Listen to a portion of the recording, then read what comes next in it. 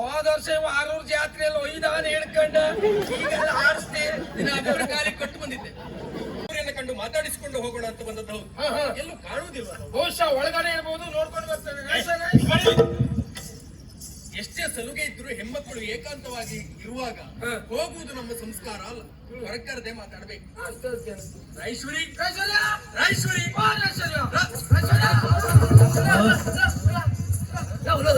ನೋಡು ಮರ್ಯ ರಾಘೋಚಾರ್ಯ ಅಂತ ಹೇಳಿದ್ರೆ ಅಂತ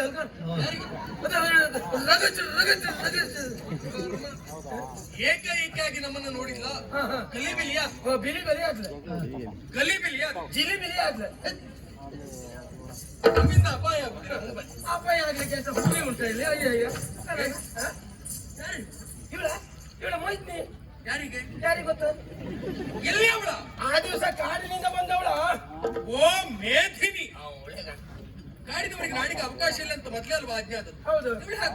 ಅಯ್ಯೋ, ನಿನ್ನ ಅತ್ತೆ ಮಗಳು ರಾಜೇಶ್ವರಿ ಇದ್ದಾಳಲ್ಲ, ಇವಳೇನ ಹಾಡಿದ್ಲಂತೆ, ಕುಣಿದ್ಲಂತೆ, ಎಲ್ಲಿಗೆ ಹೋಗುದು ಬೇಡ, ಇಲ್ಲೇ ಇರಿಸಿಕೊಂಡಿದ್ದಾಳ.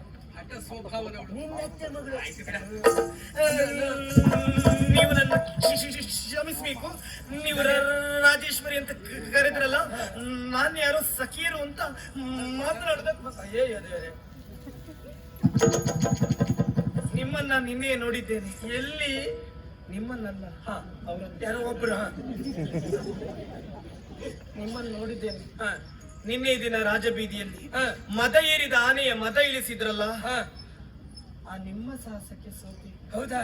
ಯಾರಾದ್ರೂ ಮೆಚ್ಚಲೇಬೇಕು. ಹೌದಾ? ಈ ವರ್ಷ ಅಂದ್ರೆ ಏನು?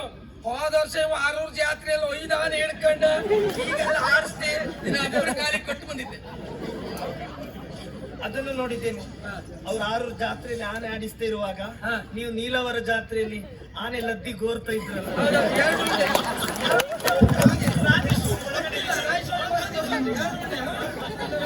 ಆನೆ